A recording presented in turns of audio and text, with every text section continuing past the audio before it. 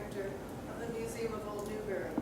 And I want to thank the Friends of the Parker River Wildlife Refuge and Historical for co-sponsoring this program with us and for giving us such a wonderful place in which to have it. Ted Russell is a resident of Byfield, professional genealogist, and a retired engineer. In 2016, he retired from a 36-year career at GE Aviation in Lynn and founded his genealogy business called Family Tree Sleuth. That's a topic for another night. He's a co-founder and past president of Plum Island Community Airfield in Newbury, a grassroots group that saved the airport from closing in 2001 and operated it until 2005.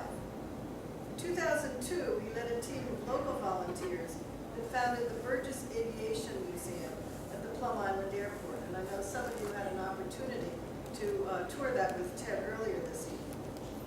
Ted was previously on the board of the Massachusetts Aviation Historical Society and was a commissioner of the Essex National Heritage Commission.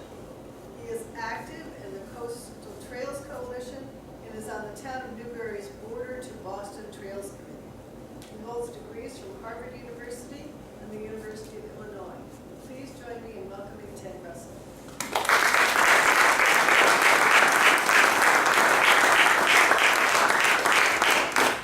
Thank you, Kate, and thank you, Susan. Sound okay? Give me the microphone, ladies. I'm here tonight to tell some stories. They're going to be like any good stories. There's triumph, there's tragedy, but most importantly, they're stories about some amazing things that happened in our own backyard 108 years ago. That many people who have driven past this spot hundreds of times often tell me they didn't know about. So I'm actually going to start. It's important in telling these stories to tell what happened before and tell what happened after, because that's the only way to understand how significant they were in the history of aviation. So we're going to go back to the dawn of aviation, the period before the Wright brothers' first flight at Kitty Hawk, December 17th, 1903. The most significant figure at the time was Octave Chanute, who compiled, in the 1890s, everything that he could find about what was known in aviation, all the work that other researchers had done, and he encouraged experimenters to talk to each other. So the Wright brothers actually contacted him. They obviously had read his books, but they contacted him, and he actually visited them at Kitty Hawk and continued to learn from him. Another person early on who actually worked with Chanute was a man named Augustus Herring, who's a key part of the story here. He's not the most central figure, but he was experimenting with aviation with Chanute as early as 1896.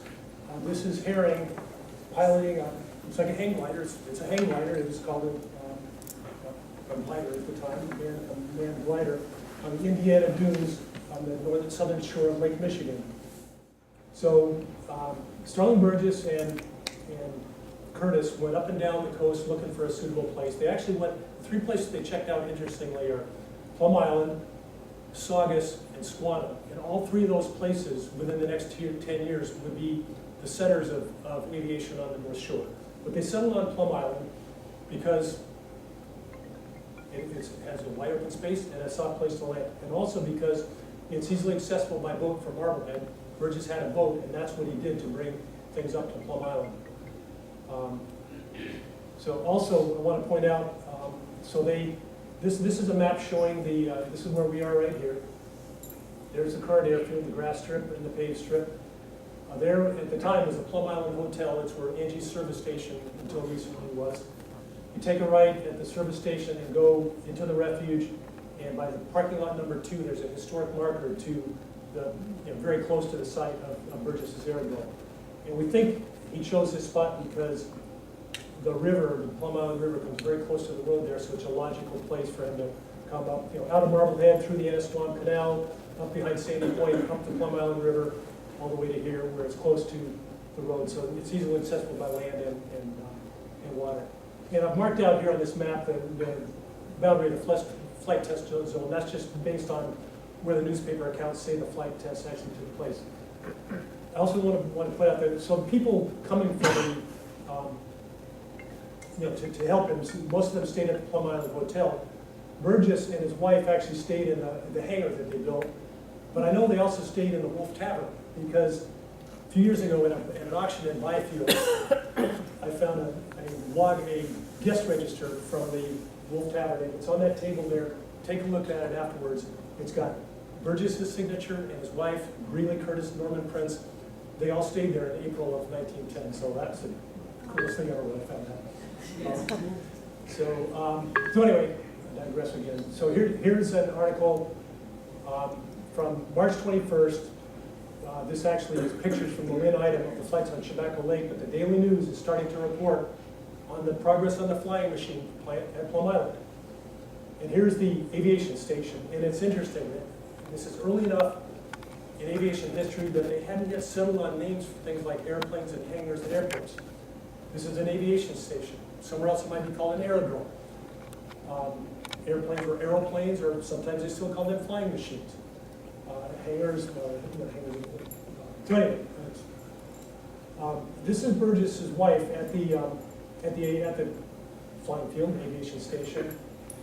There's the derrick in the background, and what that was is they actually thought that they needed to get a little extra pull to take off on they flew on skids on the wet marsh grass, and they thought, and so what they do is they take a rock and raise it with pulleys up to the top of this tower, and have it attached with ropes and pulleys to the plane, and drop the rock and give the plane a little extra push, which is similar to what the Wright brothers did in the 1903 flights at Kitty Hawk.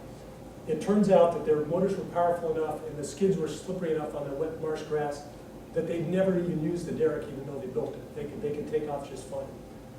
His wife, Rosamond Tudor Burgess, was his second of 5 wives.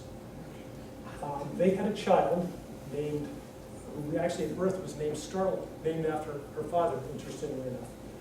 But the name they called her, based on a character from War and Peace, Burgess was very literate and read Tolstoy, and there was a character named Natasha, so they called her Tasha.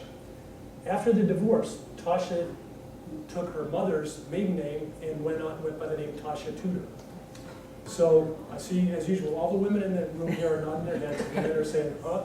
Tasha Tudor was a well-known illustrator of children's books who died just about 10 or 15 years ago in Vermont. So just one of Burgess's many connections to, just many interesting connections to many people. Anyway, here we are, back to the main topic here. April 15th, aviation trials. The winds are too strong, and this is a common theme. The Wright brothers actually picked Kitty Hawk because of the high sustained winds, because they knew enough about aeronautics to know that is what would help them and get the plane off the ground. Burgess, for whatever reason, wouldn't fly unless it was almost dead calm. So the people would come out to watch the flights, and if it was 10 or 15 mile an hour winds, he wouldn't be flying. Everybody would hang their heads and walk back. So here we are, April 15th.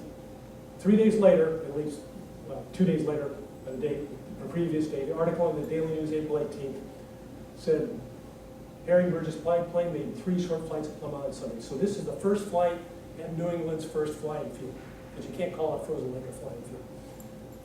Estimated speed attained is about 23 miles an hour. There's a young guy that asked me at the tour just out the museum how fast they went.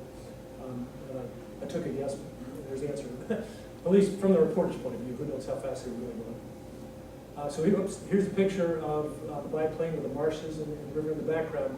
Now you notice the plane at Chabaco Lake, the Herring Burgess #1 that went out to Kansas, and now the first one at Plum Island, the #2, have these fins on the top. The reason for those, first of all, if you ever see a picture with a plane with fins like that on the top, it absolutely is either the Herring Burgess #1 that flew at Chabaco Lake or the Herring Burgess #2 that flew early on at Plum Island. The idea of those fins is that in order to get around the Wright brothers' patents, all the other inventors had to find a different way of controlling the airplane. And basically, this is the Wright flyer. This is the front. Trust me, the elevator's in the front, the rudders are in the back. So the Wright brothers knew that to control a plane, you had to control the pitch, which is the plane going this way, or the yaw, which is the plane going this way, or the roll, which is the plane doing this. Those are terms from nautical terms that is now used universally in aviation. Their patents controlled three-axis control, roll, pitch, and yaw. Everybody else had to find a different way of achieving that. So what Burgess and Herring thought is that these fins would sort of help to keep the plane in a straight line.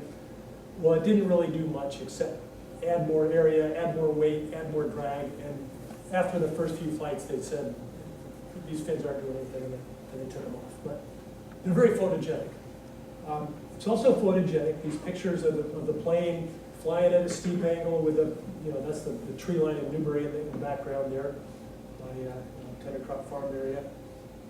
Here's a nice one of it banking. Well, that's a very photogenic picture, but that's bad news for the pilot because he's about to eat some mud in the marsh. Because with that steep of a bank angle, and with it as poor as these aircraft were aeronautically, that plane is about to ditch. And that's a common theme. If you read through the articles, it actually, I have a binder of clippings from every article from the Daily News from 1910 to the present. That one of the collaborators, when we built the museum, 18 years ago now, put together. That's been a wonderful chronology of historical information, and it describes every day what happened. And it will be, two flights today, best flight ever. Pilot ditches the plane in the marsh. More successful flights. Pilot cracks the skid. Pilot's okay. Plane got taken back to Marblehead. So the point is, there was a lot of going back and forth to Marblehead to fix things. So anyway, here's some more flights later in April. Full pictures right in the daily paper. Here we are, May 22nd, flight at half a mile. Flight at half a mile was a big deal. In 1905, the Wright brothers could take off and fly for miles, fly in a circle. Nobody else could do that. Even in 1910, nobody else was doing that. 1911, 12, people are now flying long distances. The first airplane flight across the United States was a year later, in 1911. So these events here on Plum Island were at the cusp of the explosion in aviation that happened when the people really started understanding that flight was really possible. That's just what amazes me about them, and then it happened right here in our backyard. So anyway, we're flying a half a mile on May 22nd. This is Herring Burgess number 3, which they're starting to do some things. Here's some other things to get around the Wright patents. That's what the third model was used for a lot. June 14th, flight of 7 miles. And this one, I think if you read the article, you can't read about it. I've read it enough times. It went as far as the Valley train station. I think it got brought back by horse and carriage, but that was the longest flight. But obviously, they weren't turning very well yet, because why did he fly all the way to the Raleigh train station when he could have circled around and come back?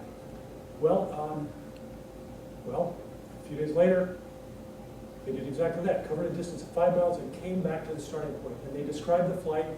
It went up the Plum Island Turnpike, right over the spot we're standing on, up the Newbury tree line, down to the Parker River, down to the island, and back to the starting point, a full circuit. So they now have a pretty close to a practical airplane.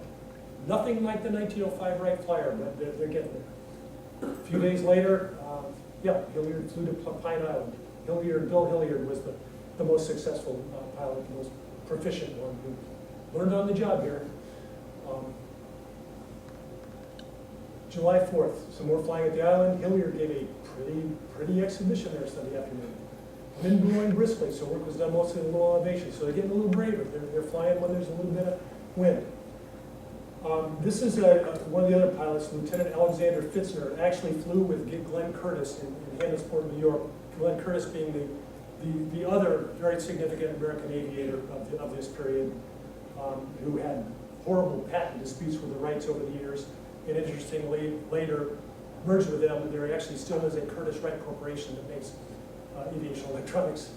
But anyway, Fitzner had some experience. He worked for the Buick Motor Car Company, so he knew about motors, and he did some work on Burgess's planes. And he was kind of the sad sack of the articles. He's the one that more often than not ditched his plane in the marsh. And very tragically, later in the summer, he was apparently so despondent over not succeeding in flying that he committed suicide. They found a boat in Marblehead Harbor with a revolver with a discharged shot, and he was missing, and his plans for an airplane were missing. But here he is making some flights, made some flights, and falls 50 feet. Bad accident for the biplane. Now they're starting to experiment with wheels. They're recognizing that they got to do more than just fly on skids, because that's not a very practical airplane if you don't want to land on wet marshes, so they're doing some more work. And here at the end of August, middle of August, they're really starting to fly. Best flights yet made. Hilliard gave a splendid exhibition. Before it was just pretty, now it's splendid. 10 miles, about a mile a minute speed, so 60 miles an hour, they're moving right along. But then Hilliard tumbled into a mud hole, so the story continued. It was a pretty flight before. But it's fun to read through not just what the aviators are doing, but what the general public is doing. So for the first flight, there were a few present. Mr. and Mrs. Burgess and a Daily News photographer. A month later, at a party from Boston, they arrived in an American travel car. A few days later, the best flight so far, visitors from Marblehead, Boston, Brooklyn, Newport, New York. Now, quite a party of friends among the local people. Flight of 5 miles, 9 people reported, including CM Noyes of Newbury, which is interesting because the current operator of the airport is Steve Noyes of Newbury. People in power boats and a well-known writer on aeronautics came to watch. We don't know who that is, but it's starting to capture the interest just outside the local area. About a number of people, 30 men, women, and boys, not the girls, but I guess that changed the times. About 100 people. And by August 15th, several hundred people travel on the electrics to the Plymouth Hotel in the walk. So each day they would take the electric streetcar out, walk a mile and a half, and if they were lucky, they would see some amazing things. Here's a postcard from the era. Obviously the 1910 version of Photoshop drawn in, but it worked. But what I like best is the flip side of the postcard. Happy birthday, come down and take a ride in my flying machine. The newspaper advertisements captured the excitement. The Daily News itself had a boxy looking airplane to advertise their own paper. Here's one. An airplane inventor kept strong and vigorous to the age of 90 and able to live his life's work crowned with success. Mr. Henry Clark Moore of Tampa, Iowa, 90 years of age, has just completed his flying machine. His brain has been kept clear and alert, and the perfection of his invention made possible by the daily something of Duffy's pure malt whiskey as his only video tonic stimulant. All right, so end of August, it's August 6th. They're starting to get ready to move from Plymouth, and they're getting ready for the first big aero meet in the eastern United States. There was one earlier in the year in Los Angeles, but this one, being on the East Coast, really got the attention of everybody who was anything in aviation, not just in the U.S., but in Europe. It was the Harvard-Boston Aero Meet, the first of 3, held in Swanham it's part of Quincy. And so he brought his biplanes down there, and here's a panoramic view of the Aero Meet, again, 1910 version of Photoshop again, all these different planes and crazy angles in the air, but what does the artist know? It looks good. But everybody who was anybody was there. The Wright brothers were there. Glenn Curtiss was there. Claude Graham-White, who was the best known, nobody here would know who he is, I would expect you to, but he was the best known English aviator at the time. And he actually brought over essentially something very much like a Blériot monoplane, Blériot being the Frenchman who was the first to fly with the English Channel. Basically, if you notice, the Wright brothers' planes and Burgess's planes have elevators in the front, rudder in the back, and propellers in the back. A monoplane, like just about any plane you see today, has a propeller in the front and the elevator and rudder all in the tail section. So the Claude Graham-White with the Blériot monoplane, it was much more like a modern-day airplane. But interestingly, the Wrights continued to use their design for a number of years. This kind of, the Kitty Hawk design, basically, and Burgess as well for a number of years.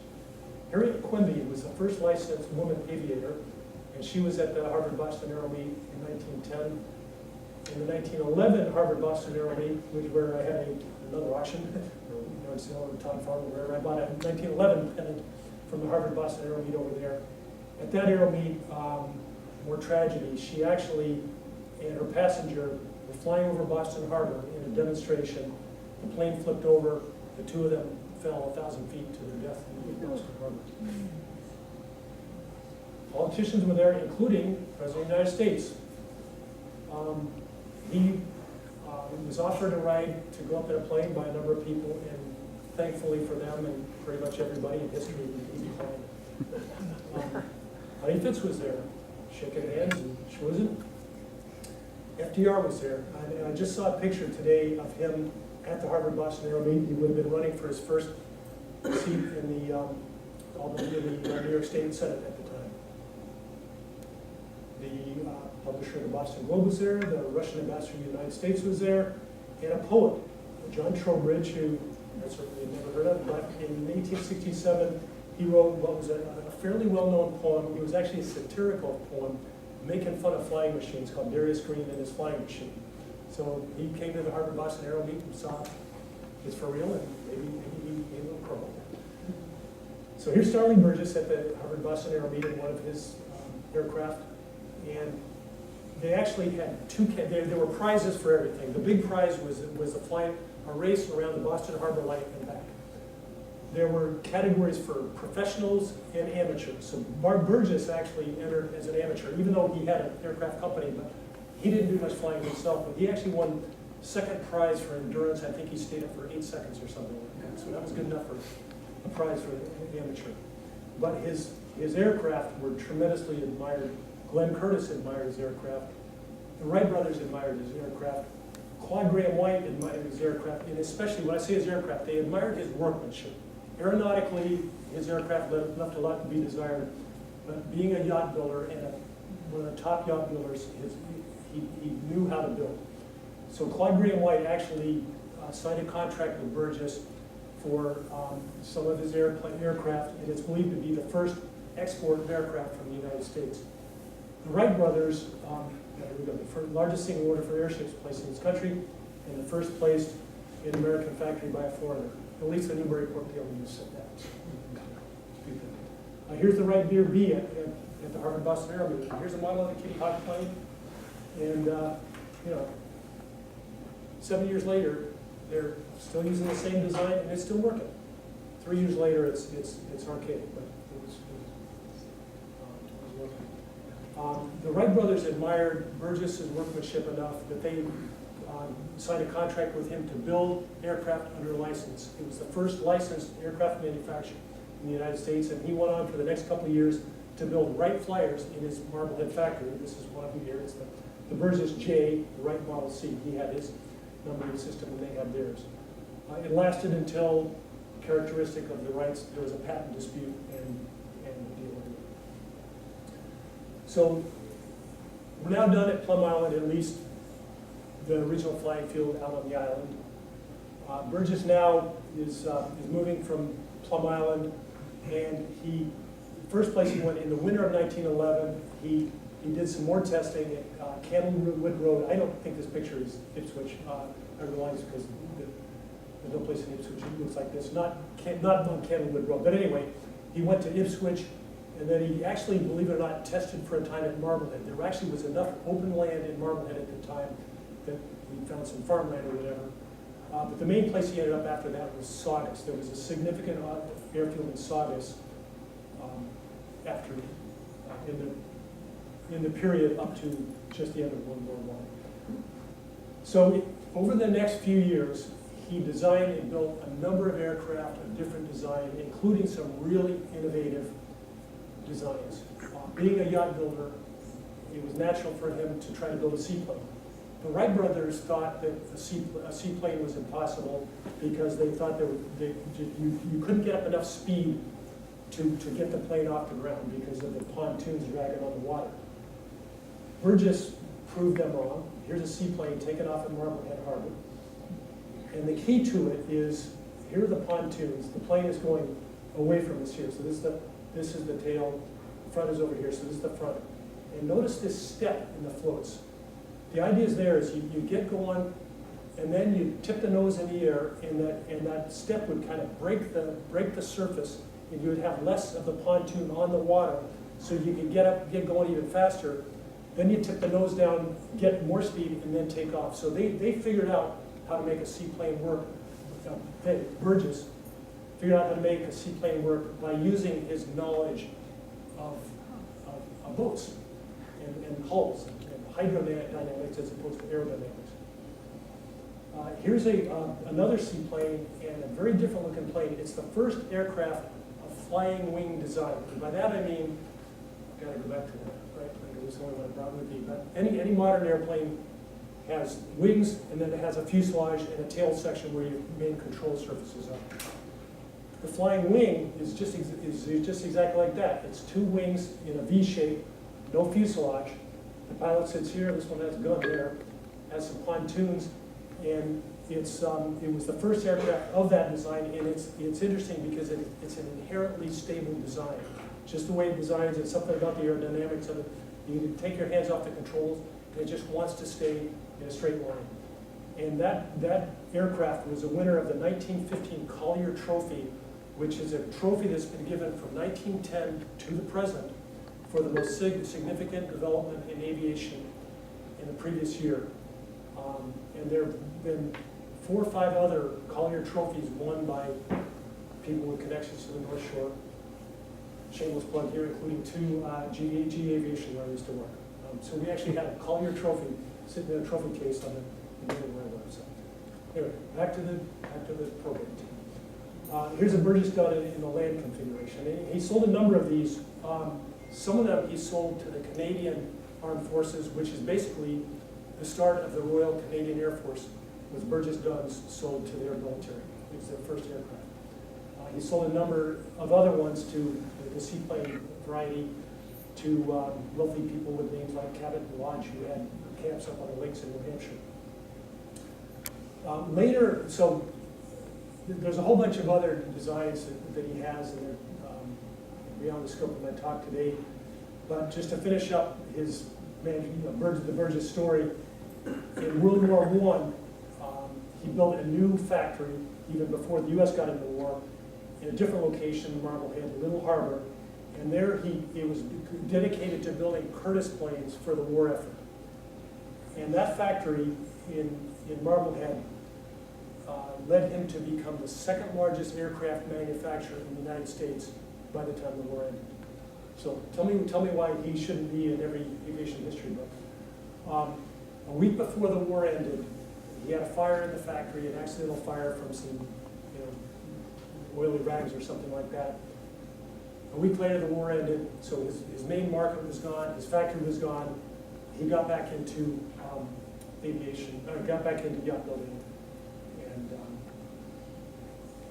that was it. So here's a picture inside the Little Harbor factory with some Curtiss M9 planes.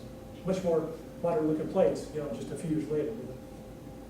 So I'm going to deviate from Plum Island for just a minute. Can somebody tell me what time it is? Keith, what time is it? 22. Okay. Keith is my timekeepers at sometimes very Saugus Racetrack Airfield in 1911 was the most significant aviation site on the North Shore until the East Boston Airport was built in 1919, which of course is now Logan Airport. That airport is here. If you're familiar with the area, this is Route 107 going over from Revere into Lynn, is the GE plant. Route 1 going up is right here, and where there's a big wide open space on the right where it's marshy. It's called Rumney Marsh, and you can see a sign off of Route 1. It says Rumney Marsh Reservation. That's where the Saugus Racetrack Airfield was. It was a racetrack up until the 1880s, and then it was abandoned, but being, again, a wide open space with a soft place to land, they started an airfield there. The most significant character at the Saugus Airfield, and I mean character, is a man named Harry Atwood from Lynn.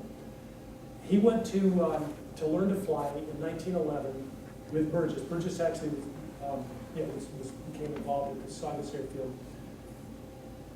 Within a few hours of flying, he not only essentially got a pilot's license, he became an instructor. So that's the way things were back then. You just needed a few hours, not just to fly, but to be an instructor. One day in July of, and he did a bunch of flying. He took a flight. He was a real showman, a real media hound. He actually took a flight up to New Hampshire, a series of flights, and he had a reporter meet him at every stop along the way and write a story about Harry Hamlin. Sometime in July 1911, he got up in the morning and called Burgess and said, "Hey, I'd like to use one of your planes. I'd like to make a trip." Burgess said, "Okay."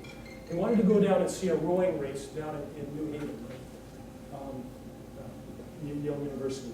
And so he took one of Burgess's planes. And now, mind you, this is less than a year after, or just a year after, these flights on Plum Island were just little short hops, and a flight of 5 miles was a big deal. He took one of Burgess's planes, flew down, circled around the rowing race in New Haven, decided he'd keep going, flew around New York, decided he'd keep going, and it was a hot, really brutal hot day. He went to Atlantic City, New Jersey, landed on the shore, crowd gathered around him, all these people in their 1910 era bathing suits, helped him get his plane off the ground again, decided he'd keep going. Flew down to Washington, flew around the Capitol, and landed on the White House lawn. And this is a picture of a book and this is President Taft and his family and the White House staff waving to him as he takes off from the White House lawn. And I think that was the last plane to land on the White House lawn other than the helicopter. Until a few years ago, I think somebody accidentally landed, post 9/11, somebody landed there. But I think the last one before that was Harry Hamlin. So anyway, there's a book about him, Skylark, that's just, it's great reading, and he's quite a character. So back to where we are here. So that was the end of flying on the original flying field. The current Plum Island Airport dates back to, at least for commercial aviation for sure, 1933. But a few years earlier, there were the Civil Aeronautics Board, which is the predecessor to the FAA, declared several emergency landing fields in different places around Essex County, including the site of the current Plum Island Airport. The first thing there, and those of you who took the tour at the airport saw this, but there was a beacon tower that was built. That's how aerial navigation was done at the time. You would fly from one, at night, you would fly from one beacon tower to another. So if you wanted to fly from Boston to Portland, Maine, you might have half a dozen beacon towers. You're always within sight of one. There was one at the Plum Island Airport before it was actually an operating airport. And the base of that beacon tower is still there, right next to the airport museum.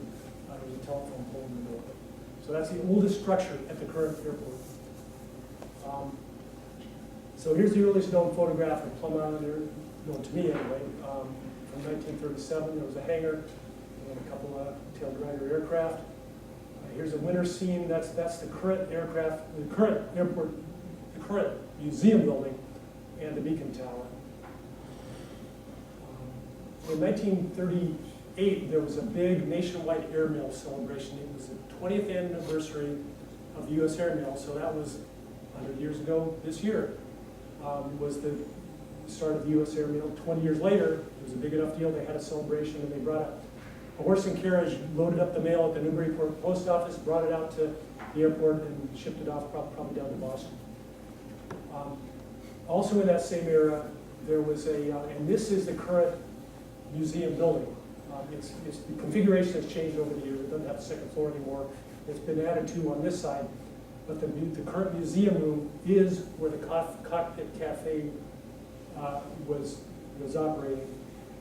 The story is that they had a contest to name the restaurant. And a young schoolgirl from Newburyport High School picked the name Cockpit Cafe, won the prize. The prize was flying lessons. She took the flying lessons and got her pilot's license at Plum Island. The operator of the Plum Island Airport from 1933 into the 1960s was Warren Frothingham, and his son Everett, right here. This is a picture from that airmail celebration. This is the Newburyport postmaster at the time. Here's a nice colorized picture of the two of them. And here he is in the Cockpit Cafe. In World War II, so he got his pilot's license at Plum Island, and then joined the Navy in World War II, and he was tragically lost in an accident. He was on a battleship. They actually would launch aircraft off of battleships with a catapult, and the catapult failed and went under the ship and was lost. Plum Island Airport, the story is that there was a movie early in the war. It was a Hollywood movie, but it also was a morale builder for the public who were still reeling from Pearl Harbor and everything that had happened. And this movie celebrated a heroic stand by the Marines at Wake Island, which is out in the Pacific near Midway Island. The Japanese eventually took over the island, but it's quite a story. The story is that the aerial scenes from Wake Island were filmed at Plum Island, which kind of makes sense because everything was moved away from the West Coast, and even the airfields near all the coasts were there was no commercial operation during the war, but they were able to film the war scenes there. The heyday of the Plum Island Airport was from the late 40s into the 60s and early 70s. And here's a picture in the 40s. Here's a winter scene. This is actually, if you go down to the airport and there's the big metal hangar, the Quonset style hangar, on that site there was a row of hangars that was there from the late 40s up until 1977 when they all burned in a fire. The only reason that the museum building is still there is that it was separated across the parking lot from those other buildings. So not only was it the first building there anyway, but it's the only one still standing. But it was a very active airport. There was an aircraft company, Aeronca, and Plum Island was a sole distributor of Aeronca aircraft in the northeastern U.S. There's another scene. There's a picture of John and Kara Hillis, who used to live at the other end of Orchard Street from me. Gave me this picture many years ago, and it's a really good picture of that row of hangars. There's people in the audience here I know. Walton and Shirley Walton remember those days. This is a Civil Air Patrol chapter at Plum Island Airport. And it's a gentleman, Gert Frank, a Dutch guy, who restored tiger moths. Tiger moths were the primary British trainer before World War II. So a very easy to fly biplane. And he got a bunch of these and brought them to Plum Island and restored them. And I knew it briefly when I started getting involved in the airport in the early 2000s. So that brings us almost to the present day. In the end of 2000, Historic New England very quietly announced that they were going to close the airport when the lease with the current operator expired at the end of the year. The word got around, and a group of people gathered together. Thousands of people signed a petition and formed a grassroots group that persuaded Historic New England that not only was the airport not a harm to the community, but it has historic significance itself. So we put together this history that I'm telling here, presented to Historic New England, who's a historic preservation organization. They quickly turned around and since then have been very supportive of the airport as long as we not me anymore, but the airport is operating responsibly. So Steve Noyes, local guy who I'm sure many of you know, grew up right around the corner from the airport. He actually would, before he was old enough to drive, he would ride his bike to Plum Island Airport, fly to Lawrence, where he had a job, and fly back and ride his bike back home. So he was flying before he could drive. So it was entirely appropriate for Stevie to be the first one to land when we reopened the airport in August of 2001. Here's a picture of recent days, the new hangar, the airport building, and just a small number of general aviation aircraft. And Steve was doing some aircraft restoration for a while. I know he's mostly up in Maine now, but there's still work being done. And then most recently, this is a diorama that we built to celebrate the centennial of New England aviation 8 years ago that some of you just saw in the Airport Museum. So anybody who didn't get a chance, feel free to stop by anytime. There's somebody at the airport and you can go into the museum, there's no charge, and take a look at the diorama. So I want to credit all the photos. The bulk of the 1910 photos are from a collection by Bart Gould, who is the connection to Burgess. Bart was a school teacher from Newburyport. His son's in the room here today. Thank you, Tom. And actually was an amateur historian. He wrote a series of articles about the 1910 flights in the 1960s, and he actually got the photographs from Burgess's secretary, who lived many years afterwards, and somehow rescued them from the fire. And so all those photographs, thanks to, I'm sorry I forget her name, and Bart Gould, were passed on for us to start the Airport Museum. Charlie Eaton is my co-curator of the museum, and Bruce Carter built the diorama and some other photographs. So, okay. Thank you all. I will take any questions.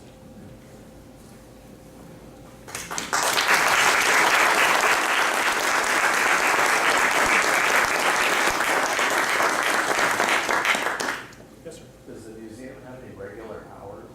No, it's anytime somebody's at the airport, and it's hit or miss. There's actually a flight school there, so if you go on a nice day during the week, one or more flight instructors may be there. But if you want to just go sometime, anybody wants to go, see me afterwards, I'll give you a card and I can arrange it too. I'll just come over sometime. But we many years, for the last few years, we've actually been involved with the Essex Heritage Trails and Sales. We didn't do it this year. And I'm not sure if it's, I think it's this weekend and the following weekend, somebody made up. Yeah, but we just didn't do it this year, so this is a substitute for it. Yes? The early airplanes, very early ones, not much of the fuselage was even covered with any kind of covering, but Yep. then later the picture you were showing, they had coverings. I was wondering who made them, out of what, were they locally Yeah, made? they're fabric. By Yeah. the textiles in Lawrence, or some kind of special They, coverings? my wife is a textile expert now. I just didn't know if it was anything special, like not. No, I don't think so. Yeah. Yeah, I don't think it's anything special yet. It's yeah. Yes, sir. Do you have any stories about barnstorming? Was that like a way they funded themselves? Yeah, I mean, barnstorming is kind of, I think of like the 30s with the, the tours around the country where people would fly and there would be exhibits, and absolutely, yes, they would fund themselves that way. I mean, they would do things like wing walking, and, really pretty dangerous things, and aerobatics, the kinds of things you'll see at an air show today with an aerobatic plane. I don't know if I answered your question. Yeah. I remember visiting the museum, and somewhere I heard a funny story of a barnstormer here that took a teddy bear up with him. Okay, didn't hear that story. And there's a crowd below, and he throws the teddy bear out Okay. the plane and Yep. created quite a problem. Yeah, that would be the spirit of the golden age back in the 30s for sure, yeah. Thrill the crowd with Yeah. something jumping out of a plane. Yes? You mentioned getting a pilot's license, even though it was like 3 years old. Was that the state that got involved? So they're actually, I don't know when pilot's licenses actually started. I do know something I was just reading recently, that Crocker Snow, who was the head of the Mass Aeronautics Commission for many years, was Massachusetts license number 5 in 1927 in Orville Wright site. So that kind of tells you when pilot's licenses started. It must have been in the 20s. But yeah, it was run by the state, just like private licenses are there. I mean, now it's an FAA license, so things have changed over the years. But in 1910, there was no such thing as a pilot's license. So when Harry Atwood declared himself an instructor, nobody was going to argue with it. He wasn't tested. Yes, sir. Do you know who invented the airfoil? I noticed the early planes just have a single piece of material, and later ones are. It's funny, at the Airport Museum just now, somebody asked me a similar question, and she asked me, it was a gentleman asked me, who discovered the concept of lift, lift of an aircraft? And I fumbled with the answer because I didn't know it. And she went and looked up on her smartphone, and the answer is Leonardo da Vinci. So as far as an airfoil, when you talk about an airfoil that's like flat on the bottom and round on the top, I don't know who invented that, but it was before the Wright brothers, because the Wright brothers had a series of tables, they're called lift tables, that tell for a given airfoil shape, how much it'll lift. And one of the key things that they did to succeed in flying was to do their own experiments and show that the lift tables everybody else was using were wrong. So they basically redid basic engineering numbers. So somebody in the 19th century, I would guess, but I don't know the answer. Yes. How much engineering was going on in those very early years, and how much just instinct of looking at it and saying, let's Yeah, a little of both, and both were equally important. You couldn't do it just on gut feel alone. You had to have some insight. You had to have some knowledge. So that's why Burgess teamed up with Herring, who had worked with other people who knew about aeronautics. Burgess knew about the workmanship. That was, but it did require some insight. I mean, the Wright brothers were they were far more successful than anybody else at the time. And it was a lot of self-taught engineering. I mean, they followed the engineering process without formally learning it. So it wasn't a whole lot of instinct for them. So maybe that's the answer. That's a really good question. Are any of Burgess's early airplanes still in existence? Good question. I think the Herring Burgess #3 is in pieces in the Smithsonian. And it would kill to have it up here and have the time to try to put it together. Because somebody somewhere has the chain of possession of how it ended up there. Yes? On those early planes, what was the rough power output of the motors? I want to say something on the order like 20 to 40 horsepower. Kind of somewhere around there. I should know that answer being an engineer. I don't. Who made the engines? These were, I believe these were Curtiss engines for the Burgess planes. Yeah, they didn't make their own. The Wright brothers had somebody, they went around trying to find out somebody that made an engine that was powerful enough and light enough and not satisfied. This is where they did their own engineering. They were not satisfied, so they found a guy to design an aircraft, an engine from scratch. Burgess, with his connections to Curtiss, bought an engine from him. Anything else? Well, thank you very much.